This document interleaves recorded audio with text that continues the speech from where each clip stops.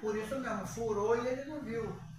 Aí ele foi perceber depois. Não sabe onde ele mora não, pai? Não sei não, ele tá morando quase pro lado do Guanabara ali, numa daquela casa ali, não sei onde ele mora não. Ele tá morando mais por aqui. Eu não sei se eu tenho contato dele ainda, olha. Vamos louvar o 469. Aí eu te conto. Quando a angelical trombeta neste mundo estrugir, o meu nome ouvirei Jesus chamar, pois eu creio na promessa que de Deus a vai cumprir. Quando ouvir Jesus meu nome proclamar, glória, glória, aleluia, o meu nome ouvirei Jesus chamar. Glória, glória, aleluia, eu espero ouvir Jesus a me chamar. Quando o céu for enrolado e o sol não der mais luz, o meu nome ouvirei Jesus chamar. Passarão a terra e o mar, mas permanecerá Jesus, que meu nome vai na glória pronunciar. Glória, glória, aleluia, o meu nome ouvirei Jesus chamar. Glória, glória, aleluia, eu espero ouvir Jesus a me chamar. Ó, que música suave há de ser pra mim ouvir, o meu nome Jesus Cristo anunciar. Ó, que gozo vai minha alma lá nos altos céus fluir, quando Cristo o meu nome proclamar. Glória, glória, aleluia, o meu nome ouvirei Jesus chamar. Glória, glória, aleluia, eu espero ouvir Jesus a me chamar. Bem, brevemente essa trombeta vai tocar. Vamos abrir nossa Bíblia hoje, Evangelho de João, capítulo 3.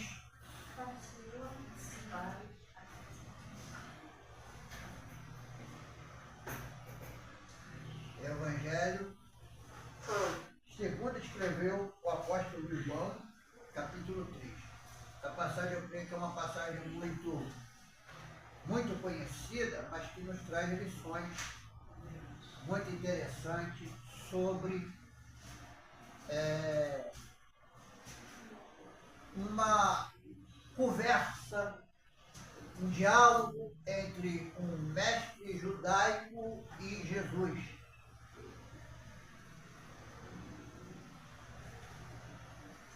Havia entre os fariseus um homem chamado Nicodemos, príncipe dos judeus. Este foi ter com ele, Jesus, à noite, e disse-lhe: Rabi, bem sabemos que és mestre, vindo de Deus, porque ninguém pode fazer estes sinais que tu fazes, se Deus não for com ele. Jesus respondeu e disse: na verdade te digo que aquele que não nascer de novo não pode ver o reino de Deus. E disse-lhe Nicodemos: como pode um homem nascer sendo velho? Porventura pode tornar-se a entrar no ventre de sua mãe e nascer? Jesus respondeu: Na verdade te digo que aquele que não nascer da água e do Espírito não pode entrar no reino de Deus. O que é nascido da carne é carne. O que é nascido do Espírito é Espírito. Não te maravilhes que tu ter dito, necessário vos é nascer de novo. O vento assopra onde quer, e ouve a sua voz, mas não sabe para onde vem, nem para onde vai. Assim é todo aquele que é nascido do Espírito. Nicodemos respondeu e disse: como pode ser isto? Jesus respondeu e disse: tu és mestre de Israel e não sabe isto? Na verdade te digo, nós que dissemos e sabemos, testificamos o que vimos, e não aceitais o nosso testemunho. Se vos falei de coisas terrestres, e não creste, como crereis se vos falar de coisas celestiais? Ora, ninguém subiu ao céu, senão aquele que desceu do céu, o Filho do Homem que está no céu. E como Moisés levantou a serpente no deserto, assim importa que o Filho do Homem seja levantado, para que todo aquele que nele crer não pereça, mas tenha a vida eterna.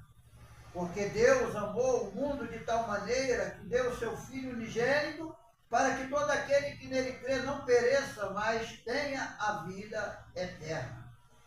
Porque o Senhor Deus enviou o seu Filho ao mundo, não para que condenasse o mundo, mas para que o mundo fosse salvo por ele. Quem crer nele não é condenado, mas quem não crê já está condenado, porquanto não crer no nome do unigênito Filho de Deus. E a condenação é esta, que a luz veio ao mundo, e os homens amaram mais as trevas do que a luz, porque as suas obras eram mais. Porque todo aquele que faz o mal aborrece a luz, e não tem para a luz e para as suas obras não seja reprovado. Mas quem pratica a verdade vem para a luz, a fim de que as suas obras sejam manifestas, porque são feitas em Deus. Pai, a tua palavra foi lida. Senhor, fala conosco sobre, ó Deus, esse texto. Eu creio que isso é importante para nós, a igreja. Nós, a igreja, precisamos entender a tua palavra. Senhor, nós somos todos aqui aprendizes. Nós não sabemos e não somos conhecedores de quase nada, porque por mais que buscamos, ó Senhor, conhecimento, nosso conhecimento é raso. Aquilo que o Senhor pode revelar através da tua palavra. Seja com cada um, Pai, em nome de Jesus. Amém e amém. Bem, nós estamos falando, no último estudo nosso, nós falamos sobre o Espírito Santo. Nós falamos sobre o Espírito Santo, falamos da importância do Espírito Santo como uma pessoa. Eu gostaria de ter um quadro agora aqui para a gente fazer uma ilustração, mas não vai dar, então deixa para uma outra hora, a gente faz um estudo mais aprofundado sobre essa questão aqui do capítulo 3 do Evangelho de João. O Evangelho de João é conhecido como o Evangelho do Filho de Deus, porque é onde você ouve mais falar de Jesus como Filho de Deus. É no Evangelho de João. Todos os evangelhos, eles têm cada um objetivo. Esse aqui, o objetivo é revelar ao mundo a autoridade do Filho de Deus. Então aqui a gente vê uma cena interessante, porque a Bíblia diz que Nicodemos, ele era um fariseu. Eu já falei aqui, quem sabe o que é a seita dos fariseus? Fariseus eram uma seita religiosa da época de Jesus. O que os fariseus faziam? Os fariseus, eles eram respeitados pelos israelitas. Os israelitas respeitavam os fariseus de uma forma muito grande, porque eles eram uma religião de homens que aparentemente eram piedosos, aparentemente eles cumpriam a lei principalmente escrita por Moisés. Existem duas formas de entendermos a lei. A lei estabelecida por Deus e a lei estabelecida por Moisés. Nem toda lei foi estabelecida por Deus. Deus estabeleceu de forma bem, vamos dizer, resumida, 10 mandamentos para a sua lei. A gente conhece os 10 mandamentos. Quem já leu aqui os 10 mandamentos? Os 10 mandamentos era todo o contexto da lei. E dentro desses 10 mandamentos, Moisés foi colocando novas leis sobre o povo. E o povo foi acatando as novas leis estabelecidas por Moisés, que era o quê? Legislador, ele era o líder do povo. Então ele estabeleceu muitas regras dentro da lei estabelecida por Deus. Alguns lugares acham que nós temos que viver dentro desta lei. Só que, originalmente, a lei não foi estabelecida para todos os povos. Essa realidade é. A lei que foi estabelecida para a nação de Israel não é estabelecida para os gentios. Por isso que Paulo, nas suas cartas, ele tem certo conflito com os apóstolos. Por exemplo, Paulo teve conflito com Pedro, porque Pedro, ele, embora o evangelho estivesse alcançando os gentios, mas quando Pedro estava junto com os judeus, Pedro queria colocar o fardo do judaísmo em cima dos crentes gentios. E Paulo achou isso reprovável. Se você aceita um gentio como cristão, você tem que aceitar também a forma de crença gentia. Então, a crença gentia, eles, logicamente, não guardavam o sábado como os judeus. Os judeus tinham na sua lei a ordem de guardar o sábado. O sábado fazia parte da lei. Então, eles chegavam no sábado, eles deixavam de fazer toda a sua obra para poder ficar um dia apenas prestando o quê? Culto a Deus. O descanso do sábado dos judeus não era para eles ficarem de mão atada, sentado, pensando na vida, não. Eles iam para o templo fazer o seu sacrifício religioso no dia de sábado. Então, todo sábado tinha reunião judaica.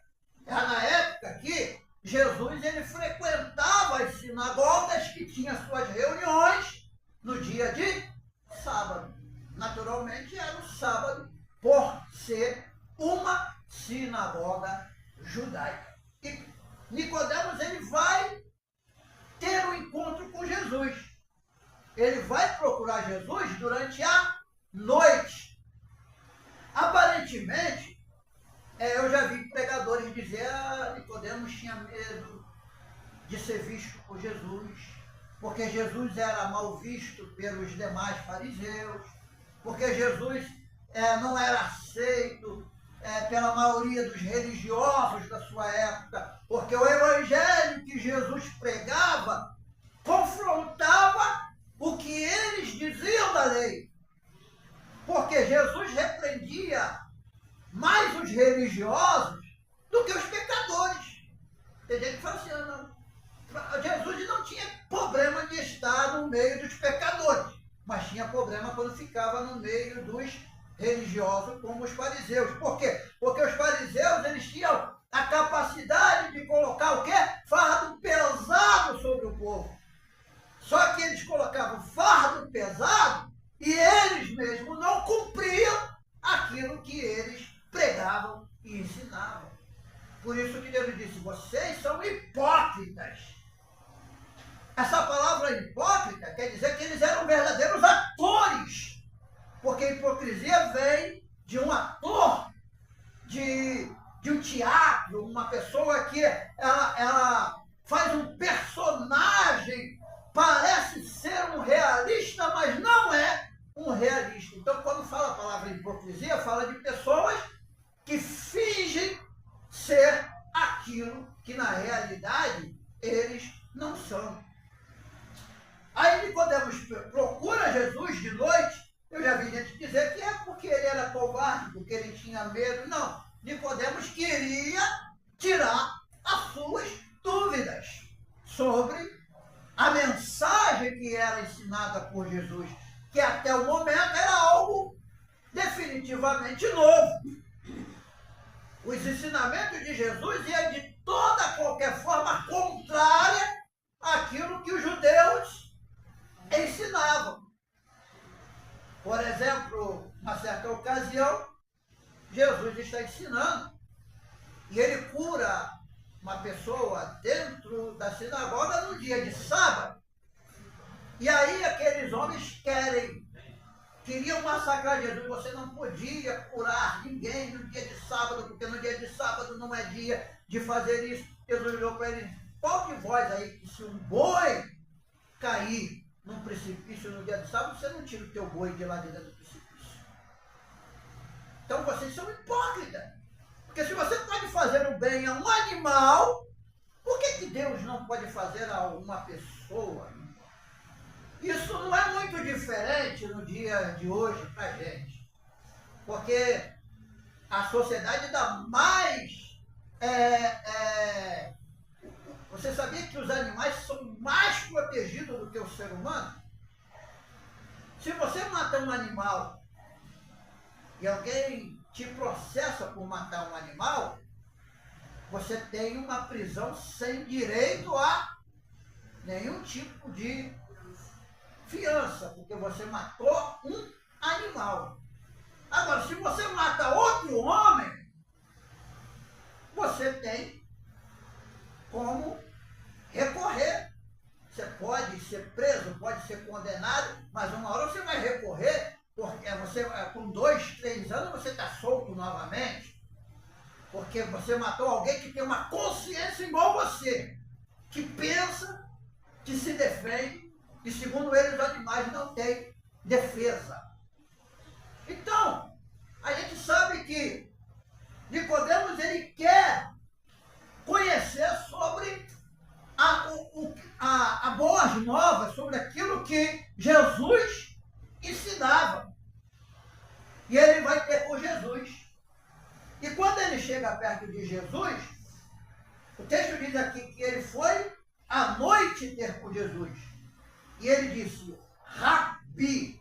Essa palavra aqui na minha tradução está Rabi. Em algumas Bíblias está Rabone e outras mestres, que quer dizer aquele que ensina.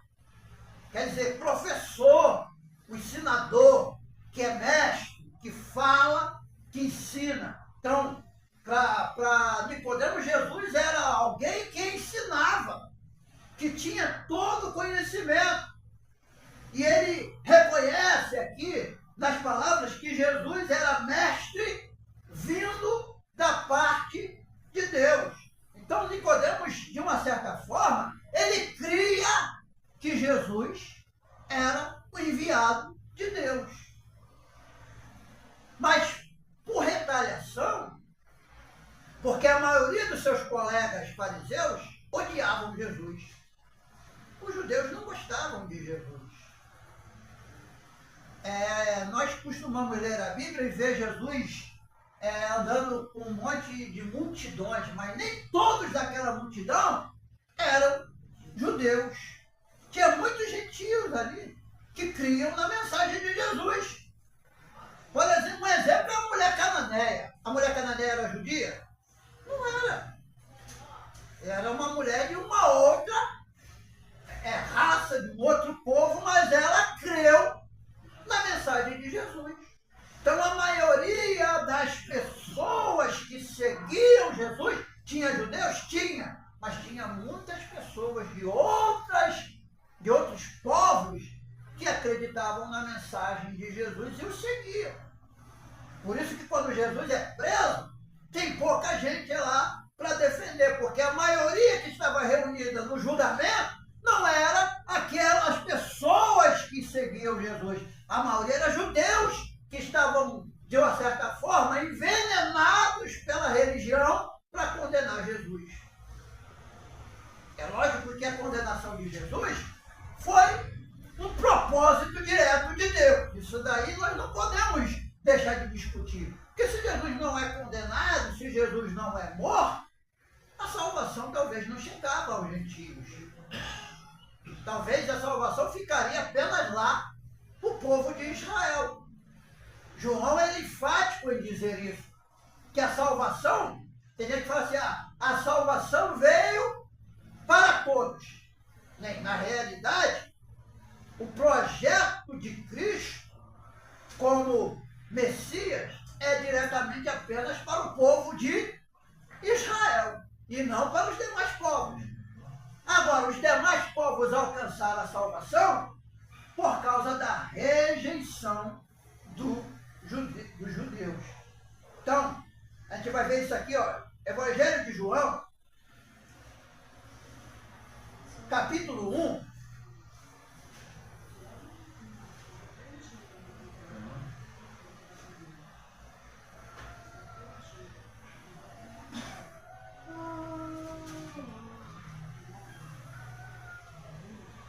Evangelho de João, capítulo 1, versículo 10, 11 e 12. Olha o que diz.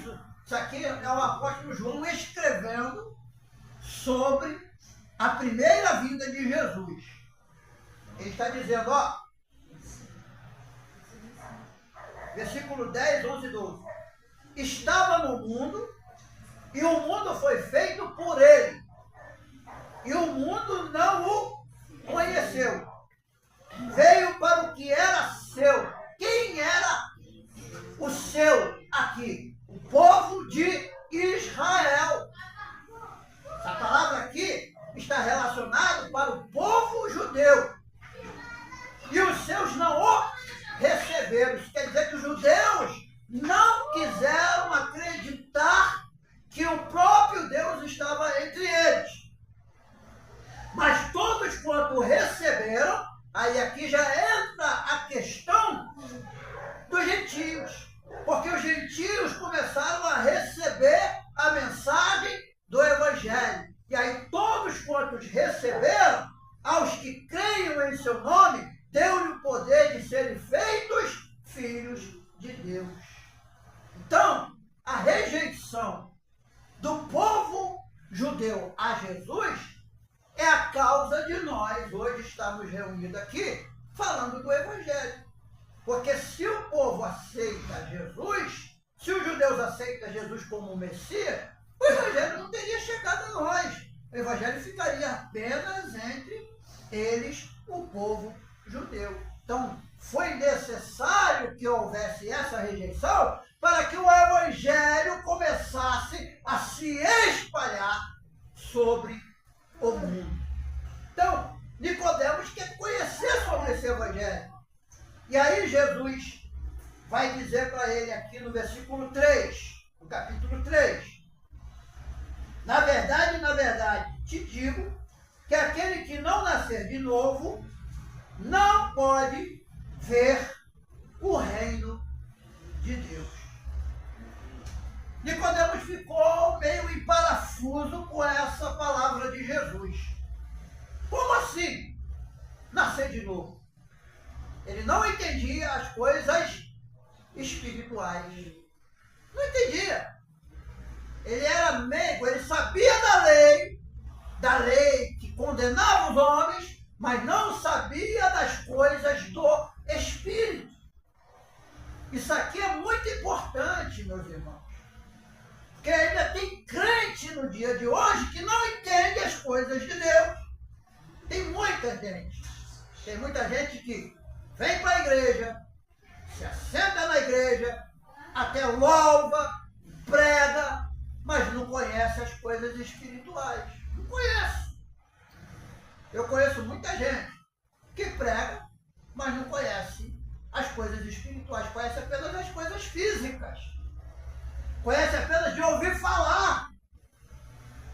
Não sabe o que significa nascer de novo. Porque aqui está falando de regeneração. Está falando não é de nascimento físico, porque ninguém iria lhe colher depois de velho novamente, entrar de novo no ventre de uma mulher e nascer de novo. Isso é fora de lógica. Isso é uma coisa que não tem lógica. É igual um filme que passou uma vez que o cara nasceu velho e foi ficando criança. Eu vi um filme que passou na televisão assim, o cara já nasceu idoso, mas ele começava a ficar jovem, até virar bebê novamente. Foi uma criação, filme de ficção científica. Mas tem gente que pensa que se trata disso aí, mas não é. Isso aqui está falando da vida espiritual, da mudança para a nossa vida espiritual, que não tem, muitas das vezes, tem muita gente que ainda não nasceu de novo. Tem gente que pensa que ele nasce de novo quando ele desce lá nas águas, mergulhou na água, agora eu sou nova criatura. Mentira, isso é uma besteira, isso é uma mentira. Você é a mesma pessoa que você era antes de descer as águas. Continua sendo a mesma pessoa.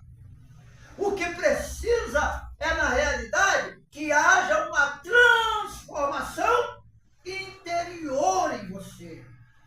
Uma mudança interior, a qual o Espírito Santo habita dentro de você. Você sabe que o Espírito Santo habita em nós, habita dentro de nós. Também não é verdade dizermos que somos igreja sozinho. Ninguém é igreja sozinho. A palavra templo do Espírito Santo está falando que o Espírito Santo mora dentro de nós. Mas para nós sermos igreja, precisamos estar reunidos em uma comunidade cristã. Você quer ver uma outra questão polêmica, uma outra questão que é equívoca na mensagem, quando alguém chega assim, a salvação é individual. Isso é equívoco. Ninguém é salvo individual. Ninguém é salvo individual. Por quê? Porque a salvação depende de você ser regenerado pelo Espírito Santo e você fazer parte da igreja de Jesus. Quem faz parte da igreja em Cristo é, logicamente, salvo. Salvo pela mensagem do Evangelho. Por isso que Jesus diz, quem crer e for batizado será salvo. E quem não crê já está condenado. A pessoa que não crê em Jesus. E o que é crer? Tem gente que fala assim, crer é ter fé. Não, crer é muito mais do que ter simplesmente fé. Porque fé, até o espírita tem fé. Fé, o católico tem fé. Fé é algo natural, porque é acreditar naquilo que ainda não aconteceu fisicamente. Isso é fé. A pessoa pode ter fé em um objeto que não se move. Por exemplo, esse púlpito aqui é um púlpito de vidro e tem gente que vai botar a mão aqui e acha que Deus vai curar por causa da unção que supostamente está nesse púlpito. O que na realidade isso aqui não tem nada de diferente. Isso aqui é um empecilho. Porque a unção não está em um objeto. Por isso que eu não sou, eu particularmente, eu não tenho nada contra quem faz. Quem faz é com ele e Deus. Mas eu não sou a favor de campanha de dar óleo ungido, de dar água ungida, porque isso aí é incentivar o povo a crer em mentira. Porque quem transforma, quem muda, quem sara, quem cura, unicamente é Jesus. Não é o objeto. Então, o que é a igreja? Por que as igrejas criaram essas coisas de campanha? Para trazer povo para a igreja. Porque se você não faz uma campanha, não chama a atenção de ninguém. Mas para a fé, não é preciso de nada disso, porque isso vira o quê? Crendice. E crendice também é pecado. Você colocar objeto para substituir aquilo que é realmente Deus, é algo que você está induzindo o povo ao caminho do erro. Nós estamos evangélicos, estamos parecendo a igreja romana. Porque a gente faz campanha, e a maioria das igrejas fazem campanha para trazer povo, para arrecadar oferta, principalmente oferta. Porque você vai numa igreja dessa daí, tem o envelope da campanha lá. Então você pega o envelope, você tem que botar um valor dentro do envelope, com pedido de oração, para entregar de tal dia, e o povo ir levar aquele envelope para o monte, para queimar o pedido de oração e a oferta para a igreja. Isso são tudo criação da religiosidade humana. Jesus não mandou, você não vai encontrar em nenhuma passagem da Bíblia Jesus mandando fazer essas coisas. Nós fazemos porque aprendemos essas crendices. Isso é crendice. Não é? Não tem nada a ver com o Evangelho. Jesus cura através disso? Pode curar, porque a pessoa que tem fé vai alcançar milagre, ela tem fé. Assim como lá na Igreja Católica tem gente que ora para a imagem e é curada porque orou por uma imagem. E aí? Eu já vi, esses dias eu estava assistindo, o pessoal pode até se escandalizar, mas de vez em quando eu assisto o canal católico lá tem um canal católico carismático que eles pregam, parece que você pensa até que eles estão pregando a palavra mesmo, igual a igreja. Porque daqui a pouco eles estão lá, Ave Maria, cheio de graça. Aí você vê a pessoa lá e dá testemunho que foi curado, que Jesus curou, que Deus libertou, que foi expulso o demônio, lá no meio do catolicismo. Aqui mesmo na suburbana tem ali um frei ali que fala que é um frei que ele expulsa demônio. É um frei católico. Expulsa demônio. Aí você fala, essas coisas são questão de fé. Mas a gente não pode, nós não podemos induzir o povo ao caminho do erro, porque nós temos o risco de perdermos a nossa salvação por ensinar coisas que estão fora do contexto da Bíblia. Você sabe que se você prega coisa que não está na Bíblia, você tem risco de perder a sua salvação. Se você induzir o povo a coisas que a Bíblia não fala, você pode perder a sua salvação. Porque você está mentindo para o povo, você está ensinando o povo mentira. Então Nicodemos, ele queria conhecer a verdade. E Jesus disse que aquele que não nascer de novo, não pode entrar no reino de Deus. Aí Nicodemos, ele fica no parafuso, versículo 4, disse Nicodemos, como pode um homem nascer sendo velho? Olha a pergunta de um mestre, de um doutor. Ele está fazendo a pergunta, como eu posso nascer de novo já sendo velho? Ele não entendia. Ele não entendeu o que Jesus estava falando. Aí Jesus responde no versículo 5.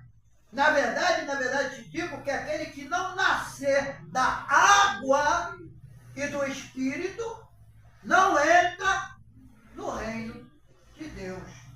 Há duas coisas aqui que a gente precisa entender. Primeiro, a questão da água. O que é o símbolo da água? Alguém pode me falar aí? O que a água simboliza? Palavra. Não, não é a palavra. O que a água simboliza? Ó, por exemplo, a água ela tem o mesmo símbolo do fogo.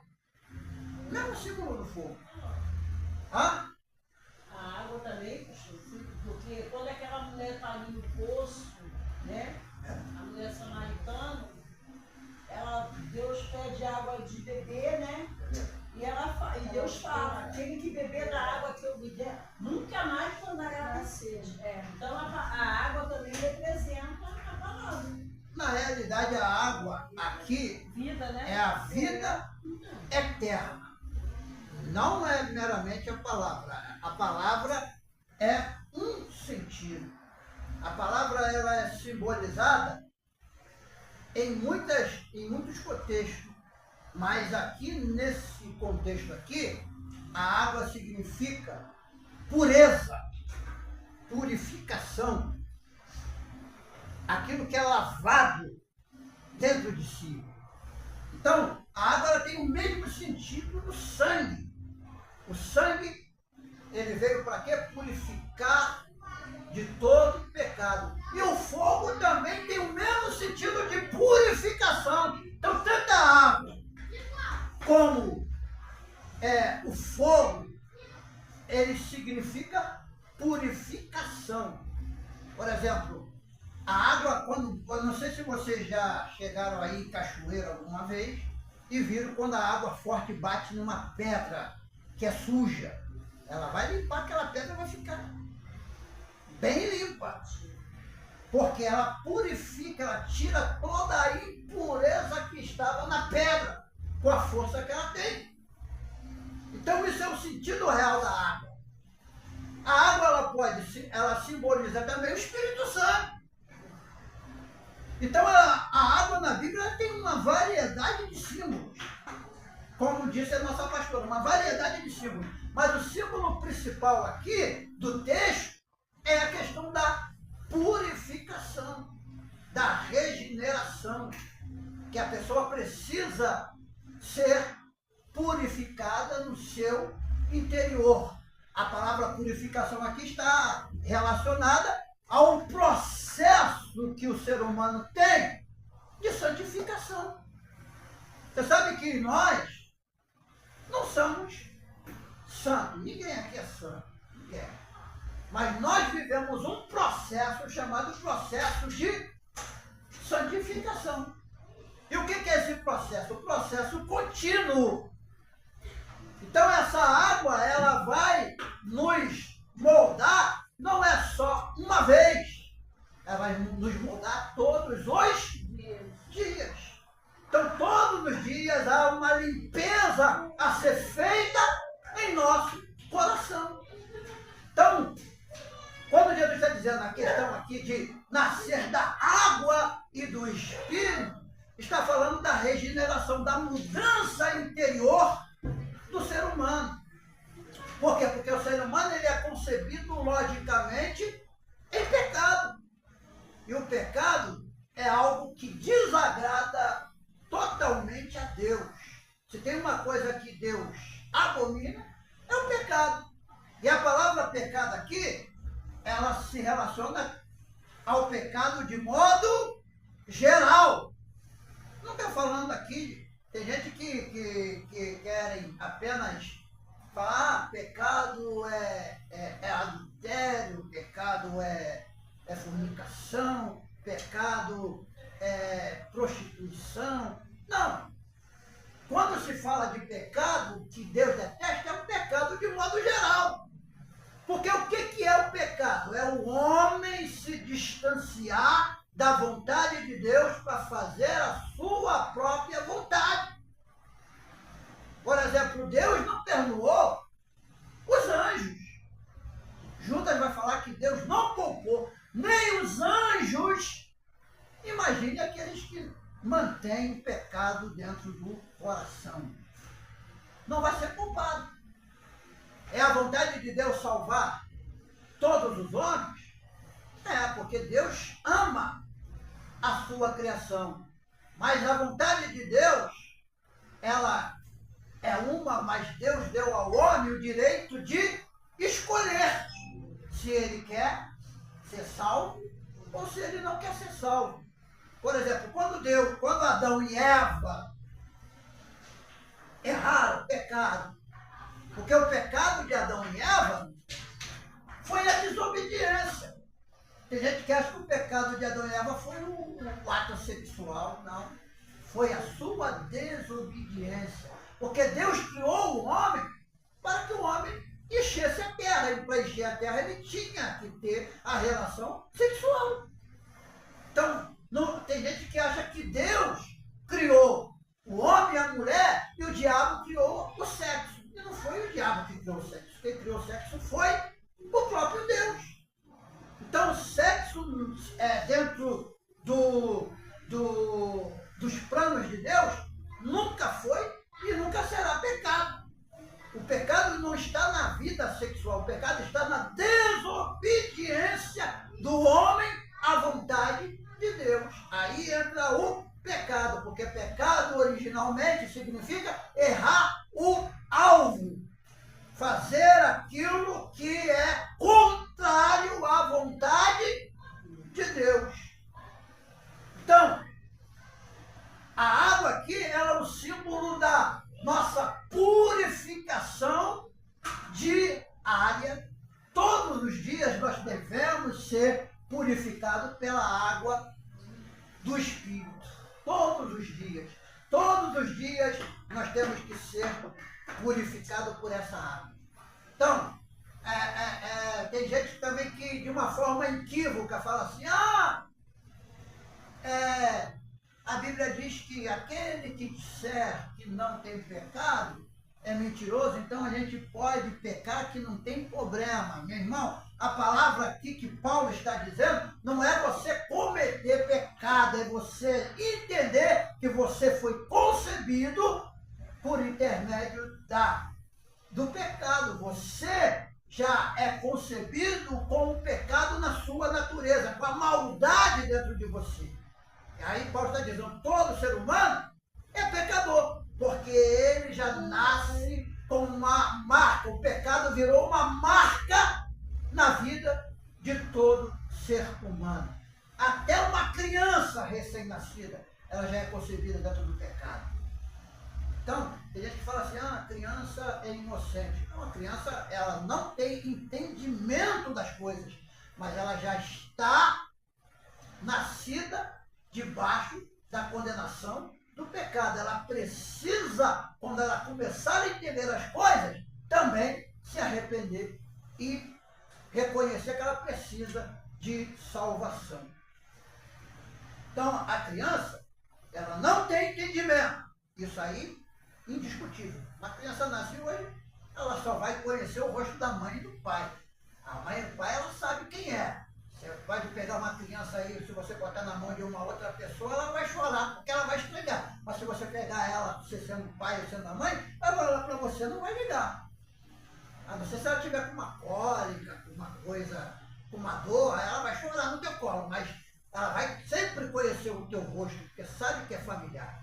Ela não conhece os outros. Então, a gente sabe que isso é algo que nós precisamos aprender e entender, que essa purificação tem que ser todos os dias.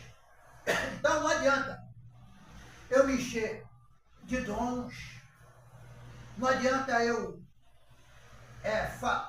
curar enfermo, não adianta eu falar várias línguas, se eu não deixo o Espírito Santo me moldar. Porque tem gente que faz tudo na igreja, Deus usa, mas não é moldado pelo Espírito. Sai daqui, acabou a vida espiritual do camarada. Eu conheço muita gente assim, que dentro da igreja é espiritual até, o povo fica, mas como Deus usa aquele varão? Mas se você encontrar com ele no trabalho, na rua, você vai ver que ele não é nada daquilo que você pensa da igreja. Ele é totalmente diferente. Ele xinga, ele zoa, ele briga, ele fala palavrão. Eu conheci pastores aí que pregam aí, que mensagem aí de vamos chorar. Mas na vida pública o cara fala palavras que não deveria falar como cristão, linguajar pesado. Então, isso aí é o quê? Falta da purificação dessa água que tem que ser diária. Então essa água tem que bater dentro. Ela vai estar jorrando dentro de nós porque essa água é do Espírito. Então quando nós pensamos em fazer alguma coisa que vai desagradar a Deus, que vai desagradar a Deus, a água purificadora bate em nós e fala, não, não é por esse caminho, não é por essa vontade, eu tenho que ir por esse caminho. Então quem anda segundo o Espírito, segundo essa água, ele não tem tempo para cometer pecado. Ele só comete pecado porque ele deixou a vida espiritual e preferiu andar na vida carnal. E se nós formos andar na vida carnal, a gente vai fazer um montão de atrocidade e está arriscado nem se arrepender. Você faz, continua fazendo e para você está tudo certo. Porque você está na carne. Quem está na carne faz a obra da carne. E a obra da carne vai trazer sérias consequências para nós. É o que está aqui no versículo 6. Quem é nascido da carne é carne. E quem é nascido do Espírito é Espírito. Então, nós, de forma lógica, somos nascidos da onde? Quem pode responder? Viemos da carne. Nós viemos da carne. Os nossos desejos, às vezes, são aqueles desejos que contrariam a vontade de Deus. Às vezes você está ali passando assim, calor de 40 graus. Poxa, não. Aí você vê os colegas de trabalho tomando aquela cervejinha gelada, boa, e você assim, meu Deus, que vontade de tomar uma cerveja. Não, mas estou falando que tem gente assim. Só que a vontade não pode ser mais forte do que a tua vida espiritual. Porque desejo é uma coisa da natureza humana. Eu não vejo. Mas se desejar, vai pecando, né? Não, mas acontece que isso é a questão. Pecado, ele só se torna pecado consumado. Quando você chega, aí você faz mesmo, quer saber? Vou comprar uma cerveja, vou levar, botar na minha geladeira, vou beber, ninguém vai ver, e aí tal. Aí consumiu, aí se torna. Agora você pensar, é pecado? Pensar é pecado, mas não é um pecado que você cometeu. Você pensou em cometer o pecado e não cometeu. Por isso que Deus disse que aquele que olhar para uma mulher e ficar desejando, já está cometendo o adultério no coração.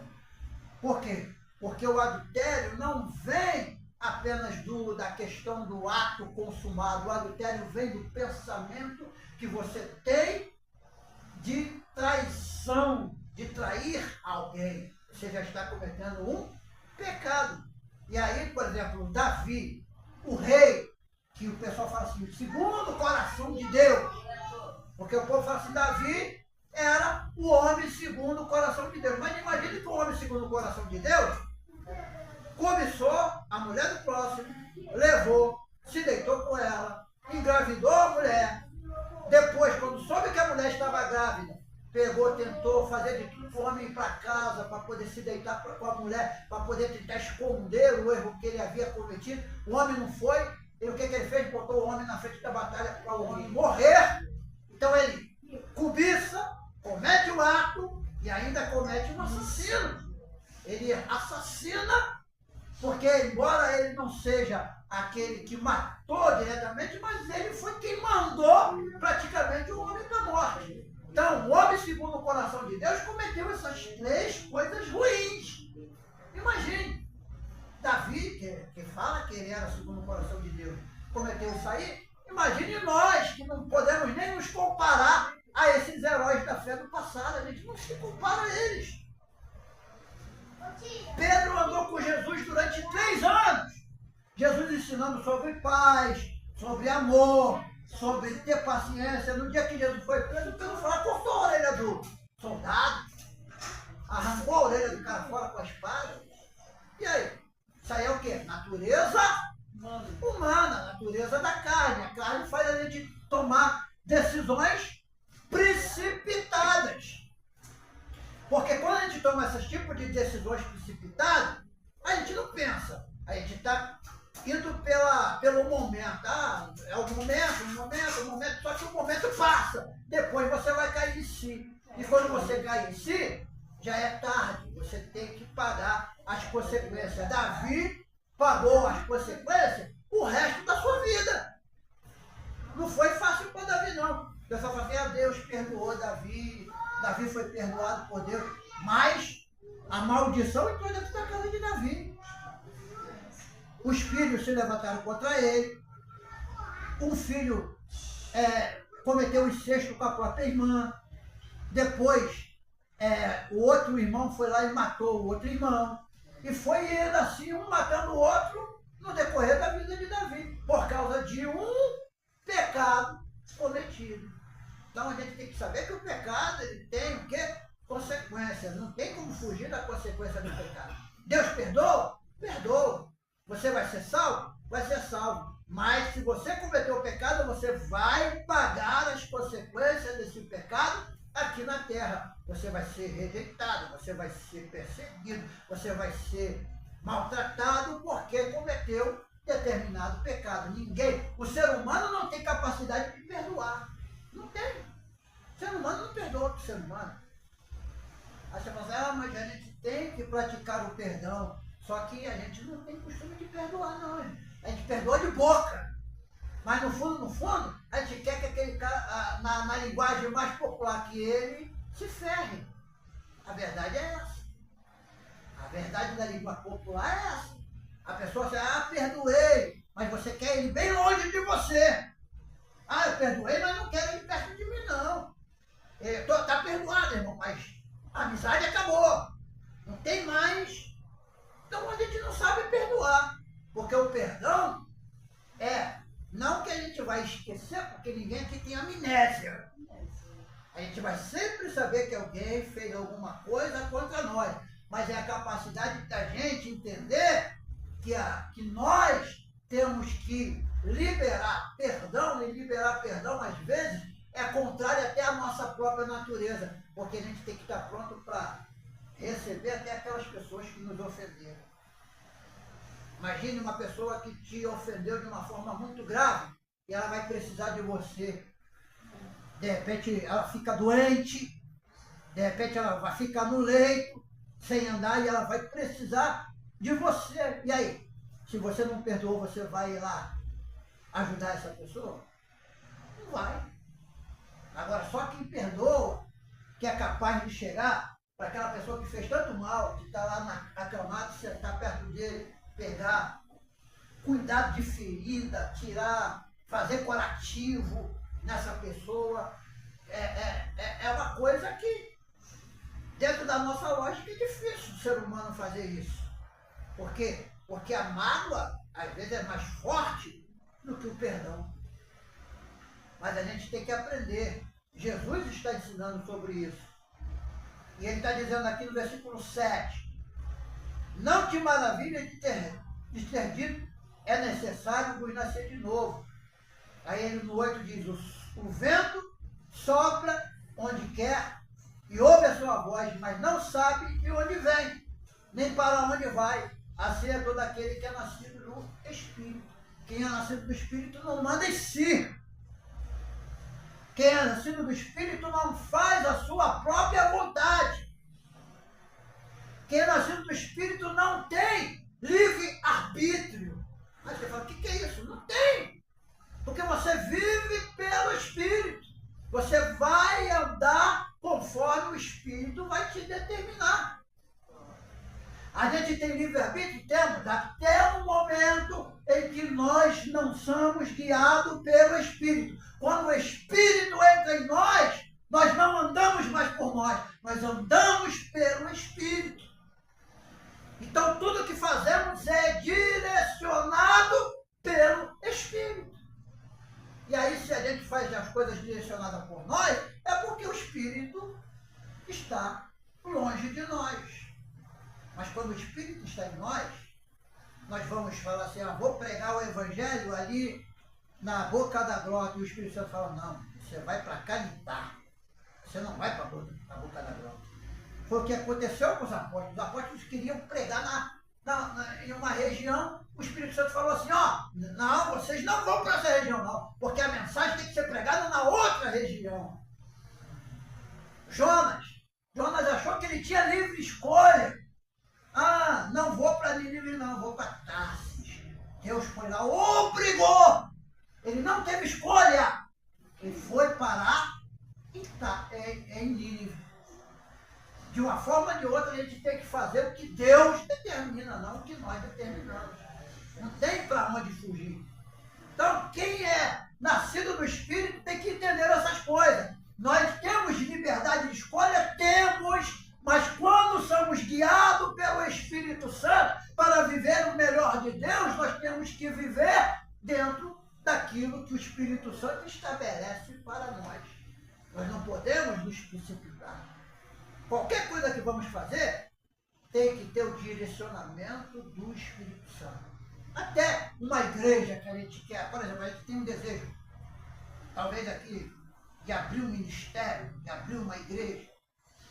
Parece uma coisa simples, mas para isso também tem que ter o direcionamento do Espírito Santo.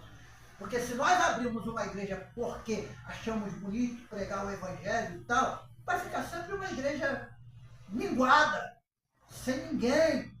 O povo vai passar ali na frente, não vai olhar, não vai ficar, porque você abriu na tua direção. Mas quando você abre na direção do Espírito Santo, você vai pregar simples palavras, as pessoas vão começar a chegar. Porque elas estão vendo que Deus e o Espírito Santo estão trabalhando naquele lugar. Então, em muitos lugares aí é vazio. Por quê? Porque o direcionamento é do homem e não de Deus. O homem fala assim, eu sou, eu mando, eu faço. E quem somos nós para mandar na obra de Deus? Ninguém pode falar assim no peito, eu mando. Aqui quem é dono da igreja sou eu. Ninguém é dono da igreja, o dono da igreja é Jesus.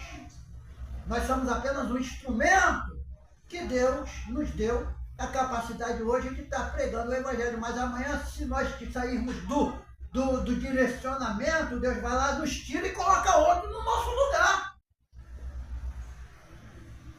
Coloca outro no nosso lugar. Porque nós não somos insubstituíveis. Não somos. Nenhum ser humano é insubstituível. Então nós somos o quê? Guiados. Então o que a gente aprende aqui? Jesus está falando, o vento assopra onde quer. Ele está dizendo, vocês vão para onde o Espírito manda vocês ir. Aí ele diz, aí Nicodemos, no versículo 9, responde, como pode ser isto? Ele ainda não entendeu a palavra de Jesus. Tem gente que tem dificuldade de entender a mensagem de Deus. Porque Jesus, se tem uma pessoa que ensinava de uma forma simples, era Jesus.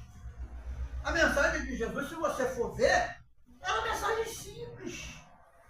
Não tinha aquela profundidade, a não ser as parábolas que ele fazia, que as parábolas direcionadas apenas aos discípulos.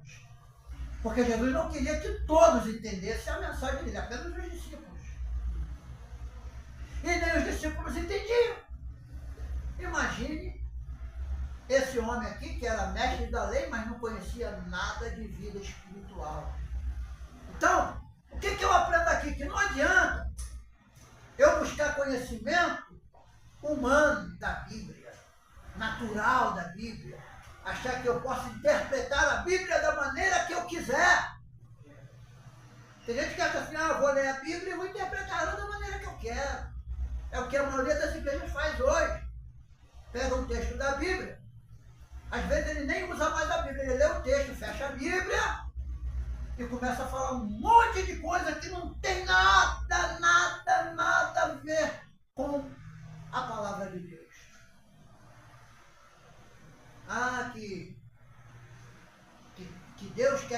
lance a sua semente. E quando eles falam de semente, eles querem falar de dinheiro. Você pode ver que o líder, quando lê sobre a questão de semente, sempre vai aplicar essa palavra da semente com dinheiro. Que você tem que lançar a sua semente. Que se você quiser ter fruto no futuro, prosperidade, você precisa lançar a sua semente. Mas a mensagem de Jesus não era essa. A semente aqui está falando da mensagem do Evangelho aplicada ao coração dos homens. Porque a mensagem ela é aplicada, por exemplo, quando você prega o Evangelho para alguém, a pessoa pode não aceitar a tua palavra naquela hora. Ela vai falar, não vem não, porque eu não acredito nisso não. Mas a mensagem foi lançada, uma hora ela vai estar sozinha e ela vai começar a refletir sobre aquilo que ela pensa e ela vai começar a sentir que aquela mensagem vai germinando dentro dela até ela passar a ter a necessidade de querer saber mais sobre aquela mensagem. Então por isso que você deve pregar o Evangelho. Tem gente que fala assim, Jesus deu ordem para a gente ser ganhador de alma. Me diga uma palavra na Bíblia que fala que Jesus mandou você ser ganhador de alma. Não tem. O que Jesus mandou foi você pregar. E pregar não significa que você vai ser ganhador de alma. Pregar é você levar a mensagem do Evangelho às pessoas que precisam entender o que Deus tem para elas. Então, quem salva, quem convence a pessoa, não é a minha palavra, mas é o Espírito Santo que vai tocar naquele coração e vai trazer ela para a presença de Deus. Você pode pregar o mais lindo sermão e a pessoa sair dali vazia. Mas você pode falar a palavra simples, falando até errado, ou ai, ou não sei o que lá, e a pessoa ser tocada pelo Espírito Santo. Porque não é pelas belas palavras que a pessoa é convencida. A pessoa é convencida pelo poder do Evangelho. Paulo diz, o Evangelho de Cristo é poder, é autoridade para todo aquele que crê. Seja ele judeu, seja ele grego, seja ele de qualquer região, se ele crê, o Evangelho transforma. Então, isso aqui, esse diálogo de Jesus com Nicodemos é uma coisa interessante, muito interessante mesmo. Aí o que Jesus responde a ele? Tu és mestre em Israel e não sabe isso? Ele era mestre, ele não era qualquer um. Uma outra coisa que eu tenho visto aí gente pregar, eu tenho visto gente pregar que Jesus nunca estudou. Eu já vi gente pregar que Jesus nunca estudou. Jesus não precisou de estudar, porque ele já conhecia. Meu irmão, para Jesus estar no meio dos fariseus, ele tinha que ter a graduação deles. Senão ele não entrava nem para poder. Senão nem o sacerdote não dava nem o rolo para Jesus ler. Se Jesus não fosse frequentador da escola. Jesus foi frequentador da escola. Porque Jesus era Deus, mas também era humano. E como humano ele tinha as características de um ser humano. Então ele tinha que se adaptar às leis humanas. E uma das coisas das leis humanas era a escola, era o sinédrio, era o que eles chamam de sinagoga, porque a sinagoga era a escola dos judeus. Então Jesus foi, sim, um frequentador da escola judaica. Ele foi um frequentador. Precisava? Não. Ele sabia tudo, ele era Deus. Mas ele, por estar no mundo, ele precisava participar de todo o processo como qualquer ser humano. Então o judeu mais analfabeto que tinha, indouto, porque as pessoas falam que Pedro era analfabeto. Isso aí não está dizendo na Bíblia que Pedro era analfabeto. Diz que Pedro era indouto. A palavra indouto ela é diferente de uma pessoa analfabeta. Por exemplo, eu sou um indouto. Eu não tenho universidade, eu não tenho uma faculdade, assim, faculdade. Então eu sou um indouto, eu não sou doutor. Eu sou uma pessoa que conheço algumas coisas, mas não sou douto. Indouto é aqueles que não tinham capacidade acadêmica na época. Então, falar que Pedro era analfabeto é uma questão fora de contexto. Ele era indouto, mas se ele fosse analfabeto, não escreveria 3 cartas para a igreja, se ele fosse analfabeto. Então a gente tem que entender essas coisas.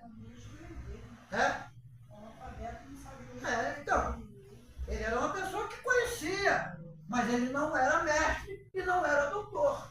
Só era chamado de doutor aqueles que eram mestres e rabinos.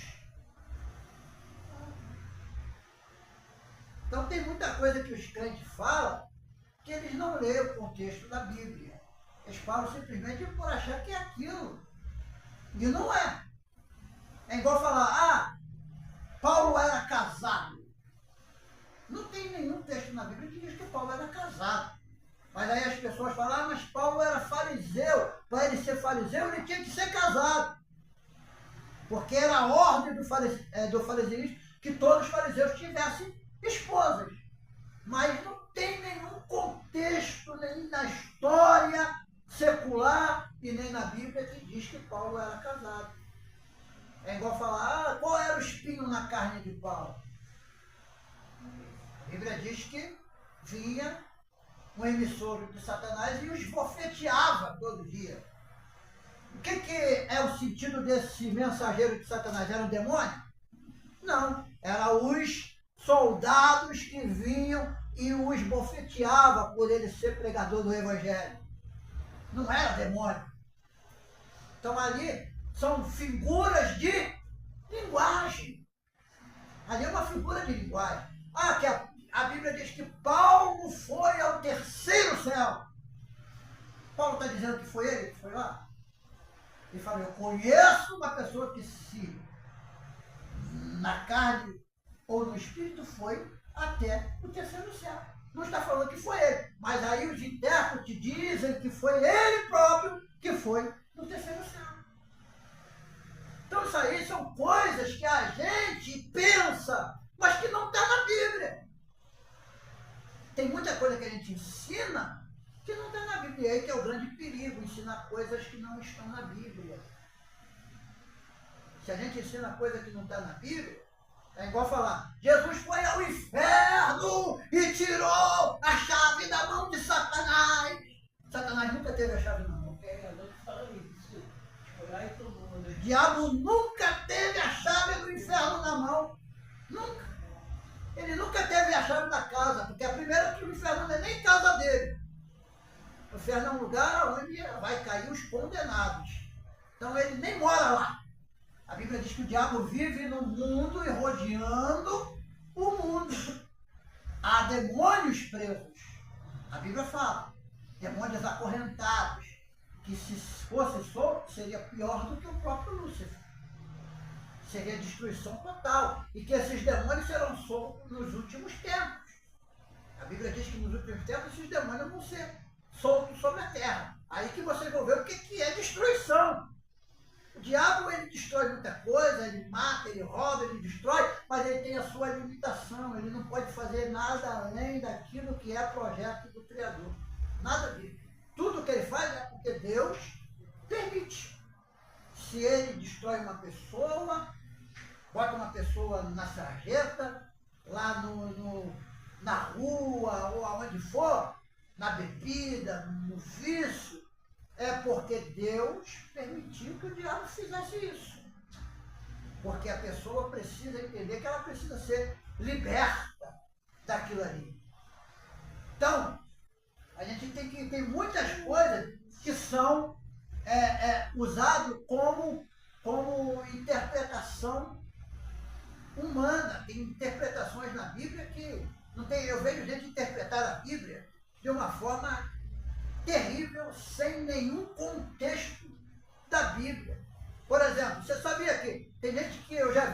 gente ler Ezequiel 37 e pregar que ali profetiza o Espírito Santo. Não, aquilo ali não é profecia, é para o Espírito Santo não, irmão. A gente está falando do espírito humano, do vento que sopraria vida para o povo de Israel. Não é Espírito Santo, mas o povo bota como se fosse o Espírito Santo. Ali não é Espírito Santo. Vem dos quatro cantos, está falando que o vento iria soprar a vida nova para a nação de Israel. Porque Ezequiel 37 fala da restauração do povo de Israel.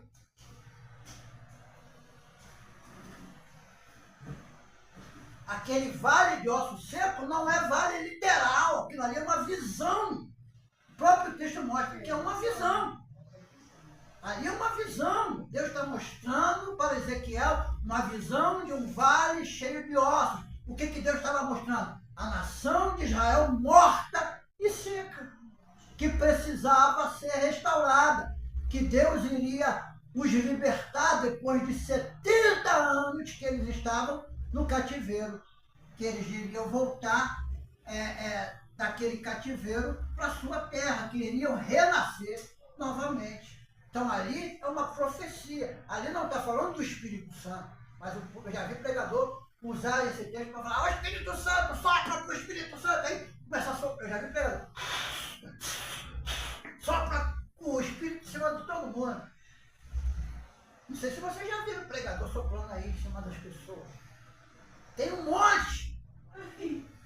Irmão. É engraçado, mas é uma realidade.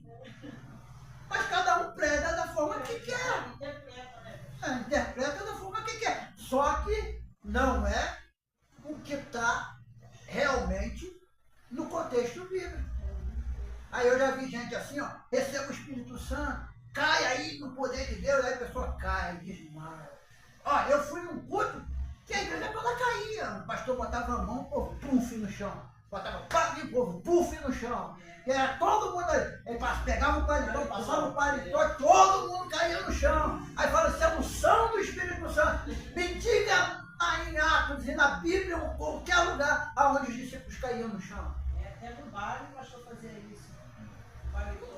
Não tem, é o grande problema que essas coisas não tem na Bíblia. O grande problema é que essas coisas não tem na Bíblia. Isso aí é o quê? Modismo pentecostal. O povo acha bonito. Aí cai. Tem uns que até olham para trás onde vão cair. Tem gente que até olha para trás para ver se tem alguém para segurar eles. Estou lembrando do nosso amigo, o pastor Cosme. O pastor Cosme era uma bênção. Eu gostava muito do pastor Cosme, mas ele só queria cair em cima da gente, dos homens. Toda vez que ele ia cair, ele disse que alguém vai segurar. Falaram que ele não vai voltar mais para cá. Acho que, mas para ele é bom, se ele está perto da família dele, é a melhor coisa que tem. É você estar perto da sua família. Ele está enfermo. Eu não sei, cara. É porque o Cosme estava tendo problema psicológico aqui. Ele estava indo direto para o UPA com um negócio de depressão. Então foi até bom ele ir para perto da família dele. Porque ele buscava Deus, mas vivia só em depressão, era complicado. Eu tenho saudade do jeito dele, de cantar aquelas músicas do Marco Antônio dele. Ele é muito engraçado. Coisa. A gente sente falta dele, mas aquele negócio, ele está num lugar melhor para ele do que estaria aqui. Porque aqui ele não teria o apoio dos familiares. Então ele tem que tomar cuidado com essas coisas, porque o que é manifestação do Espírito Santo, o que é modismo. Manifestação do Espírito Santo é uma coisa que acontece de forma sobrenatural. Modismo é aquilo que você quer que aconteça a mesma coisa todo dia. E não é assim que Deus opera. Deus não opera da mesma forma todo dia. Eu lembro que lá na fonte tinha uma época que a gente achava que culto que não tinha gente pulando no poder e no mistério era culto frio. Lá tinha que cantar corinho e o povo marchar no poder para poder o culto ser avivado. Então isso aí era modismo, que o povo já vai pelo barulho do instrumento, pelo barulho do pandeiro. Por que o povo não pula quando alguém está pregando? Por que o povo não pula quando está orando? Por que o povo não pula na hora da oração, só pula na hora do louvor? Aí parava o louvor, parava a manifestação. Aí o povo ficava rodando, eu já fui vigília que o povo rodava a vigília toda, a manifestação, gente rodando igual peão. Quando acabava a vigília, ninguém teve nada de Deus, revelação nenhuma, nada. Então o que adiantou? Rodar a noite toda. Qual é o sentido de você rodar a noite toda? Ah, não, que você tem que marchar para poder fechar a sepultura. Meu irmão, a sepultura é fechada no nome de Jesus, na oração. Agora, se Deus quiser te usar, Ele vai te usar. Eu não tenho nada contra manifestação, não estou aqui falando contra não, meu irmão. Então, eu não estou falando aqui contra a manifestação de Deus, não. Só estou falando de você ter o perigo de fazer dessas coisas um modismo, que isso tem que acontecer todo dia e toda hora. E é igual. Mas o Espírito Eu Santo. fui numa igreja que até na hora da palavra o jovem estava dando lugar. Aí o pastor estava lá, olhou para minha cara assim. É uma coisa que a gente precisa. Porque é uma coisa que a gente. Ali na fonte também, já teve época assim, de gente na hora da palavra tá pulando. Então, só que o que acontece? Há no culto tempo para todas as coisas. Há tempo para Deus usar e há tempo para Deus, para uma pessoa ser usada.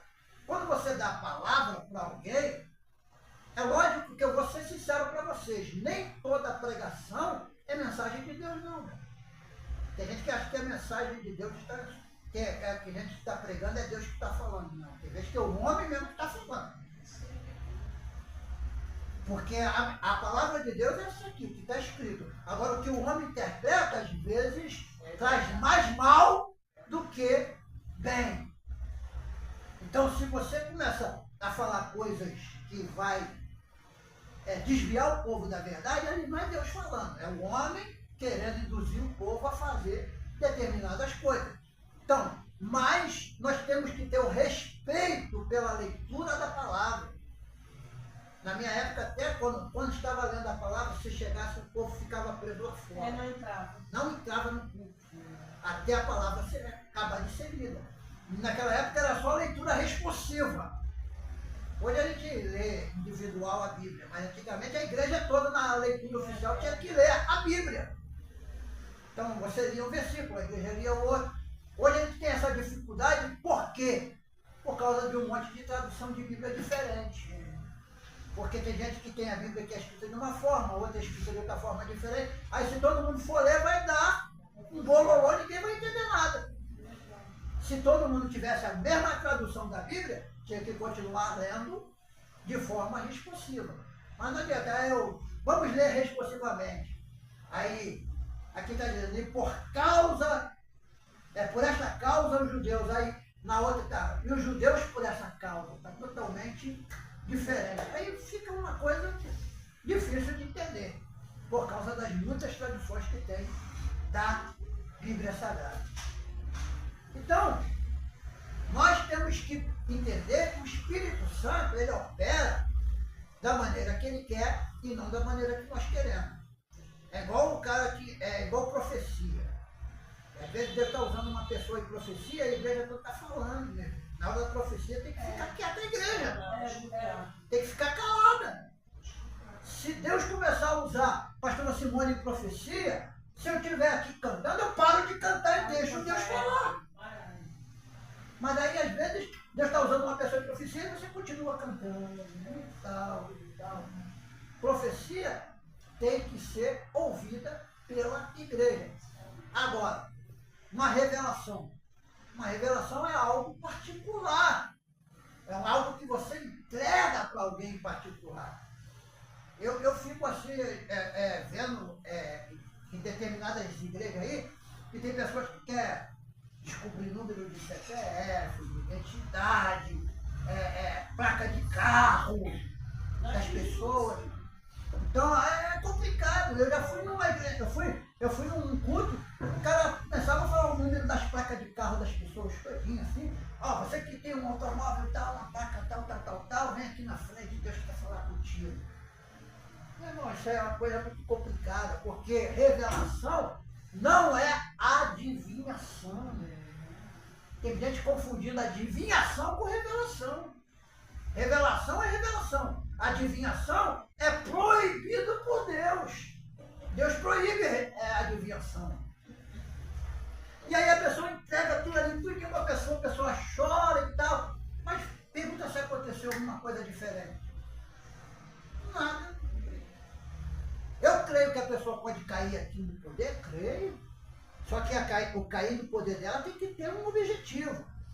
Se ela não tem um arrebatamento, uma visão, ela vai ter o quê? Uma cura de alguma enfermidade. Talvez ela está enferma de alguma coisa, ela caiu, o Senhor foi lá e fez uma operação sobrenatural, então ela foi curada. Já é uma edificação, porque ela caiu para ser tocada por Deus e curada. Porque nem sempre quando cai é arrebatamento. Tem gente que cai que é para uma cura. Tem gente que cai que é para uma libertação de demônio. Então tem várias formas de cair. Agora, isso é moda? Não. Não quer dizer que eu vou passar a pegar meu paletó suado aqui, vou passar na cabeça dos irmãos, mas eu vou cair e desmaiar. Porque tem gente que é assim, que tem que acha que tem que fazer essas coisas para poder o povo ver, Deus está naquela igreja. E não é assim que funciona. Deus, ele está aonde ele é apresentado de forma verdadeira. Então Deus pode curar? Cura. Deus liberta? Liberta. Então tem gente que fala assim, eu não vejo mais milagres nos dias de hoje, os dias de hoje não acontece mais milagre. Não acontece porque a gente é incrédulo. Porque se a gente tiver fé, vai acontecer. Se você for orar por uma pessoa, você tem que orar com fé. Eu vou lá no hospital orar pelo aidético lá. Mas aí, Senhor, faça a tua vontade, Senhor. Se ele tiver que viver, amém. Se ele não tiver, amém. Meu irmão, se você tem fé e você crê que Jesus pode curar a pessoa da AIDS, você vai chegar cheio da autoridade e falar, em nome de Jesus, a AIDS sai do corpo dessa pessoa e a AIDS vai sair. Vai falar, câncer, sai da vida dessa pessoa em nome de Jesus e o câncer vai sair. Eu já vi pessoa vomitar câncer. Jesus mudou? Não mudou. Não, eu fui num culto lá no Gramacho, quando eu era, isso aí já faz tempo, eu era jovem. Uma casa da bênção lá no Gramacho. Aí estava assim do meu lado assim, e a pastora lá, ela orava por cura mesmo. E tinha uma mulher lá que ela estava magrinha assim, já com aquela fitazinha assim, praticamente sem cabelo. E aí a pastora chamou ela lá na frente, não foi revelação não, vem que eu vou orar por você. Jesus, você quer que Jesus te cura? Aí a mulher falou, eu creio. Ela começou a orar pela mulher, daqui a pouco a mulher vomitou aquele negócio dentro da igreja, assim, botou para fora, botou tipo um negócio cheio de alfinete que estava dentro dela, botou uma carne para fora, um monte de coisa para fora. E Deus fez um milagre na vida da mulher. No começo da minha caminhada, eu estava numa igreja, entrou uma mulher, uma senhora, e ela entrou, ela sentou lá no canto. Então, o pastor dirigindo o culto. O pastor falou que todo momento que ele dirigiu, o pastor não sabia de nada. Todo momento que ele dirigiu o culto, ele falou que ele viu um varão entrando todo de branco. E quando chegava, cheguei a me arrepiar, quando ele chegava, quando ele parava perto dessa senhora. E quando ele parava, o pastor disse que via assim um biscuit, aquele negócio que opera, né? Falou que enfiava-se nela e tirava aquele caroço, aquele tumor. Aí o pastor, no término, o pastor falou a revelação, a mulher começou a chorar. E ela glorificava a Deus, e ela glorificava, e ela falou, e o pastor não sabia de nada. E ela falou, pastor, eu entrei aqui, eu estou com câncer. Ó, eu me arrepiei. Então, mas Deus curou ela no culto. Deus não mesmo. Mas, pastora, Deus é o mesmo, pastora. Deus não muda. Deus é o mesmo. Quem tem mudado é a gente, que tem tido pouca fé. A nossa fé não está sendo fé suficiente para ver o sobrenatural de Deus acontecer. Então a gente não pode botar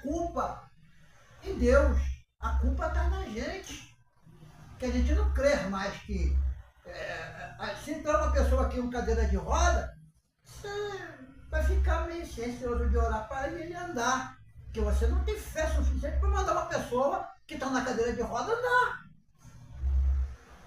Isso é falta de fé. O que está acontecendo na igreja moderna é que a fé já deixou de existir há muito tempo. Tem gente que fala assim, eu tenho fé, tem fé. Até que ponto você tem fé? Que qualquer problema que vem você reclama, qualquer problema que tem você fala que vai se afastar da igreja, qualquer problema que tem você fala que vai largar Jesus. Isso não é fé. A fé, ela é algo que é inabalável, ela não pode ter abalo.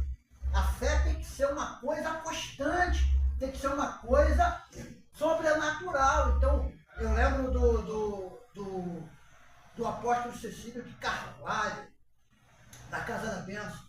Uma vez eu estava numa reunião com ele, lá na Quinta da Boa Vista. Rapaz, naquele dia ele falou, ó, pela fé que eu tenho em Cristo, pelo poder da fé, eu vejo aqui 15 coxos e paralíticos andando. E levantou os 15 coxos e paralíticos no meio da multidão lá, levando cadeira de roda, levando tudo. Por quê? Porque o homem tinha fé. Davi Miranda era um homem de fé. Não era perfeito, porque ninguém é perfeito, mas era um homem de fé. Ele orava e acontecia um milagre. E aí, por que não acontece agora no tempo que a gente vive? Porque a gente não tem exercitado a nossa fé. A gente está vivendo de cultos superficiais. Nosso negócio é chegar aqui, cantar 3 anos da harpa, dar oportunidade, dar para os irmãos da casa pregar e tal, mas a gente não faz um culto de milagre. Quer ver Deus operar? Começa a orar, vai para o monte, jejua mesmo, busca Deus em oração e fala assim, eu vou fazer um culto de milagres. Eu quero que traga paralítico, cego, manco, endemoniado, tudo para a igreja. Para ver se Jesus não vai fazer. Vai fazer, porque você creu no milagre. Creu no milagre. Meus irmãos, a hora já foi. É tão bom falar das coisas de Deus, né? Falar das coisas de Deus é bom. A gente a pastora até dormiu.